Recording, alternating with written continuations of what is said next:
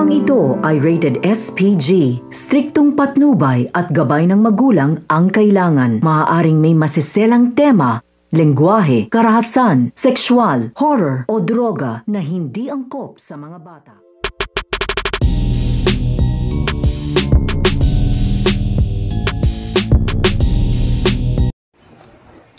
Matatagpuan na ng Talpos Aguila at ito nga si Carlo Dalisay, ito nga si Mara. Dahil sa pagbalik nga nila dito nga sa kanilang kampo ay madadaanan nga nila dito at mapapansin nga nila ito nga isang babae na walang malay dito nga sa tabing pangpang. Kaya agad-agad nga nila itong tinignan at binabaan nga nila dahil baka buhay pa nga daw dito ito nga daw kanilang nakita na isang babae at ikakagulat nga nila dito nang makita nga nila na ito nga si Mara na ito nga babae nga nilang nakita dito nga sa tabing pangpang. Kaya nagulat nga dito ng Talpos Aguila at ito nga si Cardo at agad-agad nga nila itong ipapaalam dito nga kay Presidente Oscar dahil anak nga dito nito nga ni Presidente Oscar ito nga si Mara. Kaya naman ay laking gulat nga dito nito nga ni Presidente Oscar nang makita nga niya dito na buhay pa nga dito ito nga kanyang anak at agad-agad nga nila itong isusugod dito nga sa ospital dahil nagbabakasakali pa nga sila dito na mailigtas nga daw ng mga doktor o mabuhay pa nga daw dito ito nga daw kanyang anak nito nga daw si Mara. So pakakaabangan nga natin dito ang pagsugod dito nga nila Carlo Dalisay dito nga kay Mara dito nga sa ospital.